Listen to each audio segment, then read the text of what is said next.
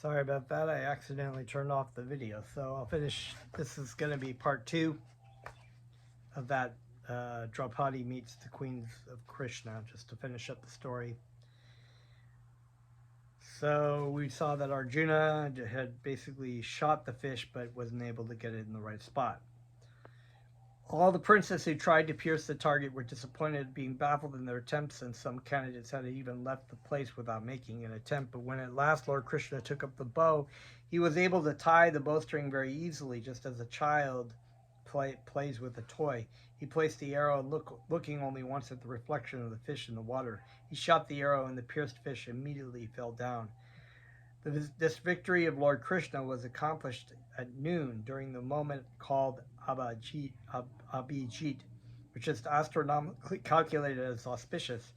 At that time, the vibration of Jaya, Jaya was heard all over the world, and from the sky came sounds of drums beat by the denizens of heaven. Great demigods were overwhelmed with joy and began to shower flowers on the earth. At that time, I entered the arena of competition, and the ankle bells on my legs were sounding very melodiously as I walked. I was nicely dressed with new silken garments. Flowers were decorating my hair, and because of Lord Krishna's victory, I was in ecstatic joy and smiling very pleasingly. I was carrying in my hands a golden necklace bedecked with jewels, which was glittered at intervals. My curling hair encircled my face, which was shining with a bright luster due to the reflection of my various rings. My eyes blinking, I first of all observed all the princes present, and when I reached my lord, I very slowly placed the golden necklace on his neck. As I have already informed you, from the very beginning my mind had been attracted by Lord Krishna, and thus I considered the garlanding of the Lord to be my great victory. As soon as I placed my garland on the neck of the Lord, there was sounded immediately the combined vibration of mridangas, patahas, conch shells, drums, kettle drums, and other instruments, causing a tumultuous sound, and while the music played, expert male and female dancers began to dance, and the singers began to sing sweetly. My dear Draupadi, when I accepted Lord Krishna as my worshipable husband, he also accepted me as his maidservant, and there was a tumultuous roaring among the disappointed princes. All of them became very agitated because of their lusty desires. But without caring for them, my husband, in his form as the four-handed Narayan, immediately took me on his chariot, which was drawn by 4 excellent horses. Expecting opposition from the princes, he armored himself and took up his bow named Shanga, but our celebrated driver, Daruka, drove the beautiful chariot without a moment's delay towards the city of Dwarka.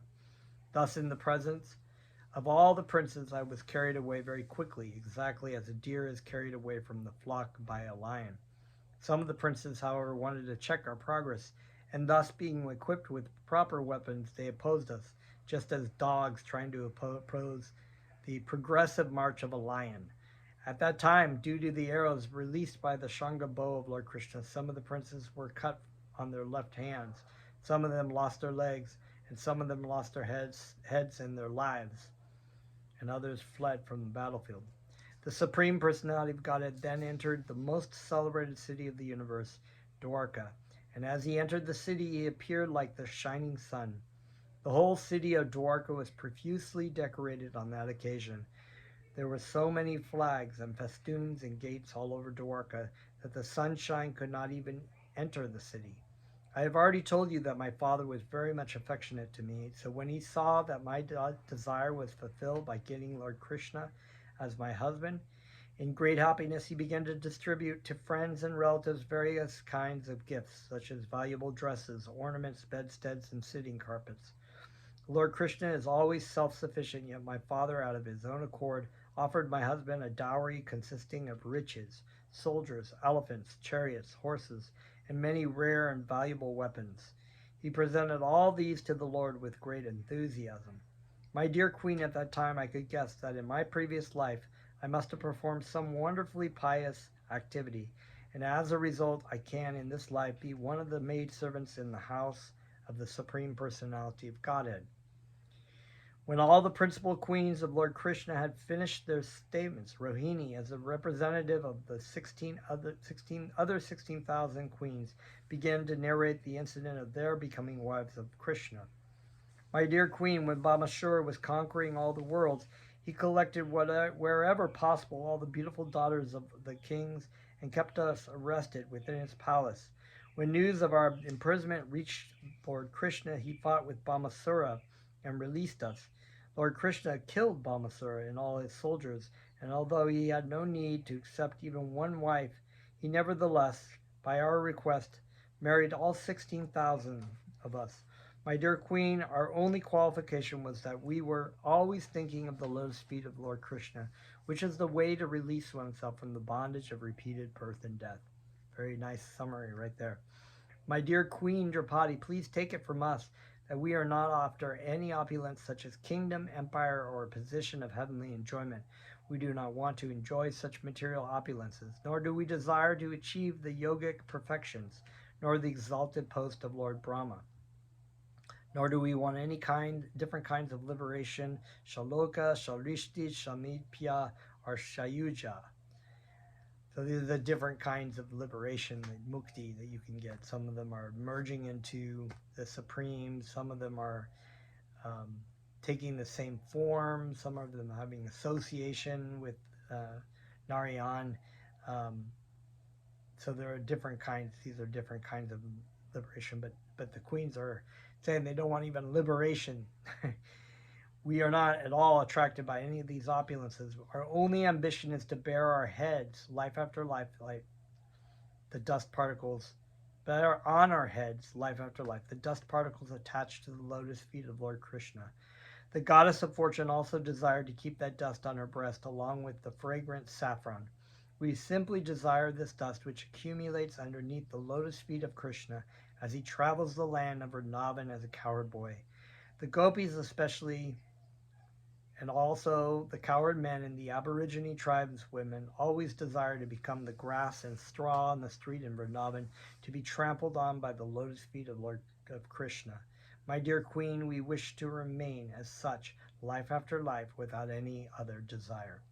Thus ends the Bhaktivedanta purport of the 3rd volume, 14th chapter of Krishna. Draupadi meets the queens of Krishna. So we'll read more. Next chapter is sacrificial ceremonies performed by Vasudev. So stay tuned. And let's chant.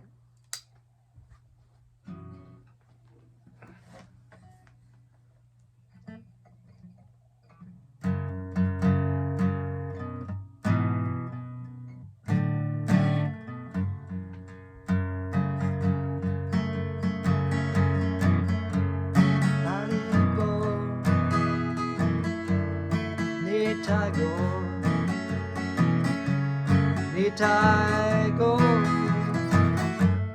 Haribo, Haribo,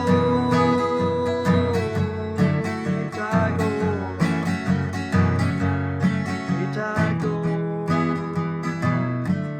Haribo, Haribo, Nitai go.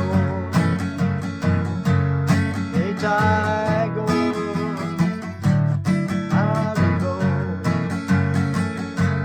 Haribo.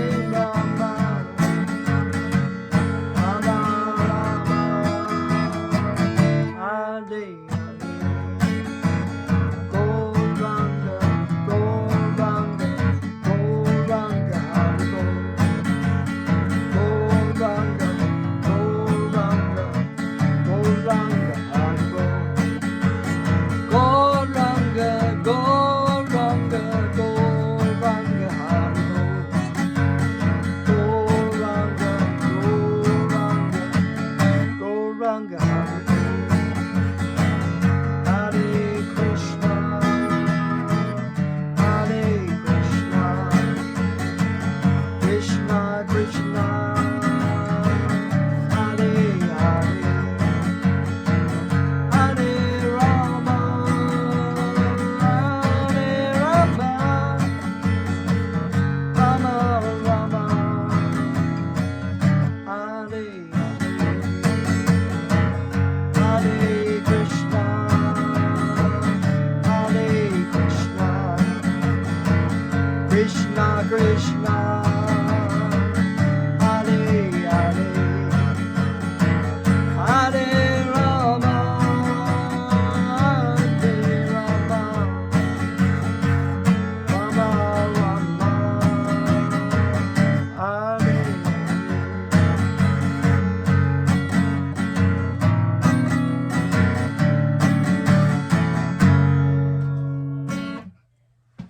Hare. Okay, that's all for tonight. Thank you, and we'll see you next time. Namaste.